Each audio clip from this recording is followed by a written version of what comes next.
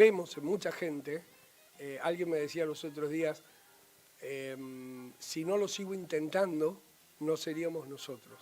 Si no lo siguiéramos intentando, no seríamos nosotros. Me estaba hablando de su ADN, de las cosas que te constituyen, de las cosas que vos creés que fueron en su momento importantes, transformadoras, y no importa ahí lo que creen los otros, porque está lo empírico, lo que existe, lo que fue.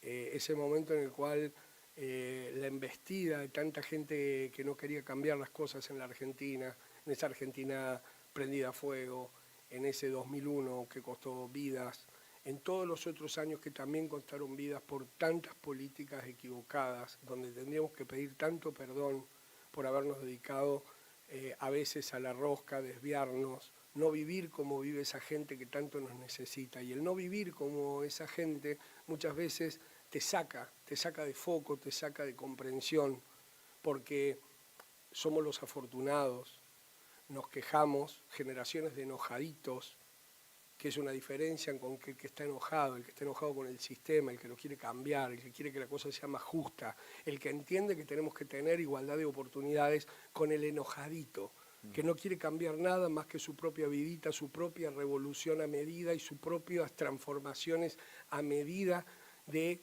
esto que es. Ya no importa si sos de derecha o sos de izquierda, lo importante es tener razón en la red social y decir una barbaridad que te deje bien parado, a vos, a tu vidita, a tu historia.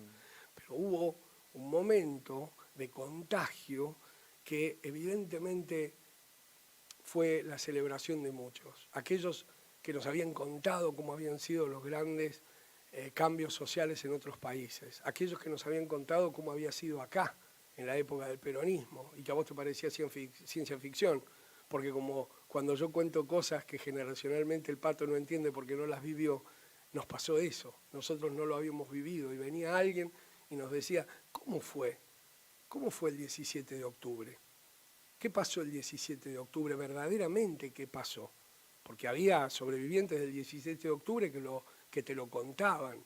¿Cómo se generó todo eso? Nosotros tuvimos ese recreo, porque no fue más que eso, una anomalía del sistema. Creíamos que era el todo, no era una partecita. Nos estaban mostrando un sueño. Y pasaban un montón de cosas que hoy no se las podemos contar a una generación que se está criando sin esos cambios, sin esas posibilidades, que mira parches, permanentemente la discusión del parche. Ojo que se nos rompió el dique acá, bueno, parchamos acá, para que se rompió en este otro lado, van y parchan allá, para que ahora está el techo, vamos y ponemos. La diferencia, ¿cómo le explicás? Cuando viene un empresario y te dice, nunca gané más guita que en esa época. Cuando viene un trabajador y dice, nunca estuve mejor. Cuando realmente nos podíamos ir al exterior sin esa ficción que fue el 1 a 1 y que ahogaba y mataba a tantos argentinos.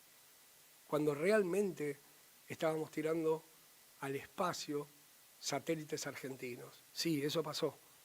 Sí, eso pasó acá. Y así como a mí me contaban el Pulqui, así como a mí me contaban el rastrojero, así como yo había ido a una escuela con unos muros increíbles y alguien los había hecho, hospitales que se hicieron para que duraran 1000 años, la pista de Ezeiza, que era el orgullo y el aeropuerto más grande del mundo. El aeropuerto más grande del mundo se había hecho acá. Y lo boicoteaban y hacían aeroparque y decían que era una fantochada. Ahí está, la misma pista que hizo Pistarini, bajan los aviones hoy, aterrizan los aviones del mundo en la Argentina hoy ahí porque se hizo.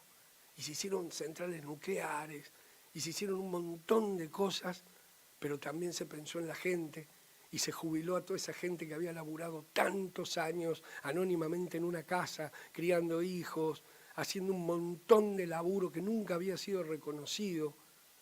Y alguien que se estaba llevando la guita de la jubilación de todo, apareció un flaco y dijo, no, no te la lleva más, esto lo repatriamos. Y volvimos para atrás todo ese proceso de uno de los negocios más turbios que se hicieron en la Argentina. Y todo eso iba pasando, y cuando yo voy contando todo esto, vos me vas agregando en tu mente como oyente las cosas que yo no estoy nombrando. Porque mientras yo te estoy hablando de todo esto, de la pista de Ezeiza, mientras te estoy diciendo lo de los satélites, vos estás pensando en la UH, y otro está pensando en cómo estaba su sector o qué pasó. Eso era el sueño colectivo, eso que vas imaginando en tu cabeza que yo voy a decir o que no dije y que estoy omitiendo, era el gran sueño colectivo que nos tenía a todos abrazados y que éramos parte de eso. Y ahí uno iba a gobernar, otro iba a negociar con el Club de París y algunos humoristas se encargaban de lo propio en los teatros. Eso era parte de un sueño colectivo.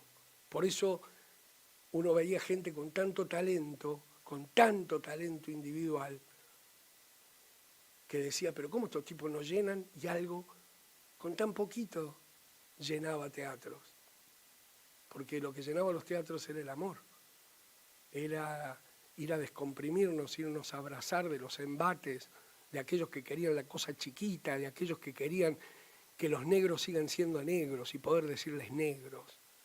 Aquellos que durante décadas dijeron sirvienta a la persona que les limpiaba la mierda. Aquellos que querían seguir manteniendo ese statu quo de que llega, no el del esfuerzo, sino el que puede pagar. Llega y sos de acuerdo a lo que tenés y de dónde venís. Y si no venís de esos lugares, estás condenado. Estás condenado a no morfar de niño, estás condenado a no tener un club, estás condenado a no tener salud, estás condenado a no poder pagar esa prepaga con la que te pavoneás todo el día porque vos tenés OSDE y no haces cola. Esos que se quejan siempre del Estado y cuando uno dice, ok, saca el Estado de la ecuación, ¿qué quedaría? Estaban chochos porque les daban un documento en una semana y nos festejaban, aplaudían, una medida extraordinaria, pero pocos se fijaban cómo se recuperaban esos hospitales, cómo se hacían más hospitales, cómo se fundaban más universidades, dándole más oportunidades a la gente. Los que fuimos parte de eso, vamos a buscar siempre en la historia a alguien que nos cuente, porque como me dijo los otros días un gran amigo, seguimos haciendo esto porque cuando volvamos alguien tiene que estar, alguien lo tiene que contar, alguien va a tener que contarlo. Se lo fuimos a preguntar a uno que estuvo el 17 de octubre con 14 años. Tenía 14 años y fue con el padre. Y empezó a ver en el 17 de octubre, con miedo, y dice una cosa tan maravillosa, que ahora vamos a escuchar, que el padre le dice, dame la mano. Y él aclara en una época donde un padre no le decía a un hijo, dame la mano, y menos de 14 años. Explicaba así ese momento de una época, dame la mano. Y en el audio nos va a contar que ve mujeres ensangrentadas, mujeres con sangre, y entonces él tiene miedo del 17 de octubre. Y el padre lo mira y le dice, no te preocupes, pasa tal cosa. Y él con 14 años está separado ese 17 de octubre a las 10 de la mañana, y son las 10 de la noche. Él llega a las 10 de la mañana y son las 10 de la noche. Y tímidamente se anima a decirle al padre, estoy cansado. Y el padre lo mira, y no solo hablándole a él, sino a toda la gente que estaba alrededor de él, y dice, acá no se mueve nadie hasta que no hable el coronel. Hasta que el coronel Perón no salga por esa ventana, acá no se mueve nadie. 12 horas, un chico de 14 años con miedo, mirando eso. Después él se va a transformar en un líder del peronismo, en una pieza del peronismo.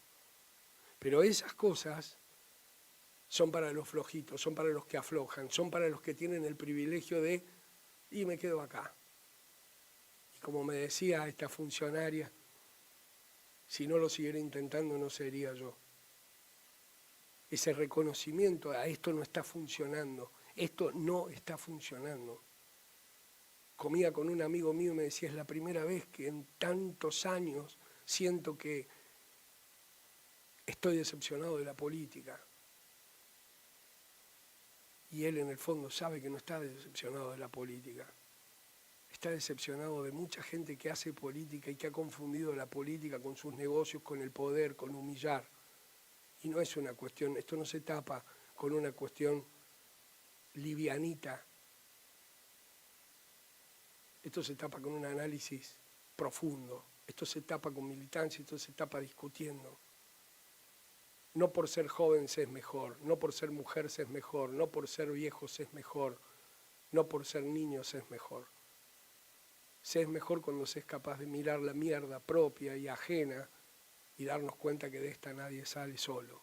Y que ese pibe de 14 años relataba el 17 de octubre de esta manera. Querido amigo y compañero, relatar el 17 de octubre para mí es como relatar la fecha del nacimiento. Claro. Ese 17 de octubre mi padre, vivíamos en Sáenz Peña, en 3 de febrero, me dijo, dame la mano. En una época que los chicos le disparaban a que los padres tomaran, teniendo ya 14 años, tomaran la mano. Pero era una época también que no se discutía la autoridad del padre.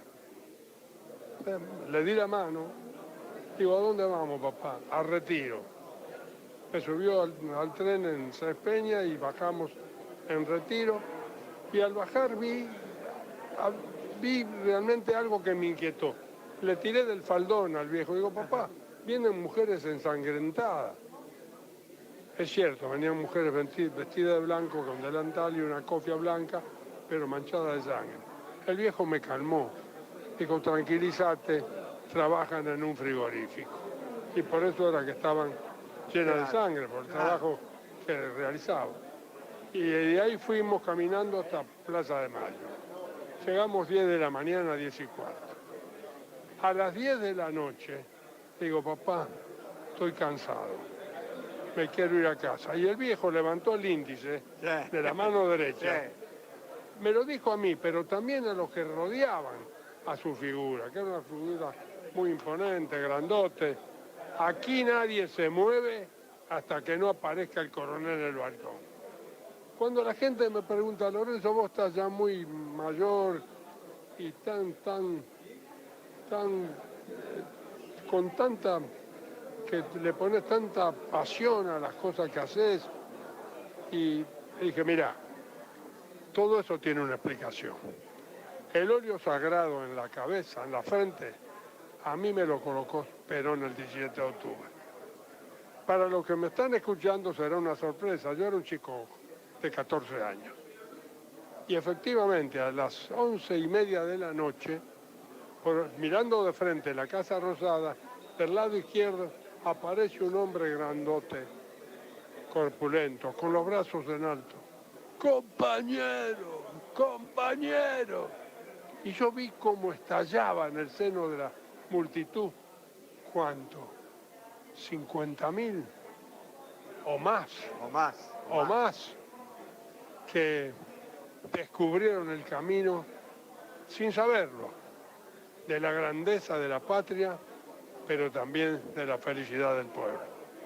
Y nos encolumnamos después de ese 17 de octubre, detrás de la figura de Perón, tanto que lo hicimos presidente al año siguiente.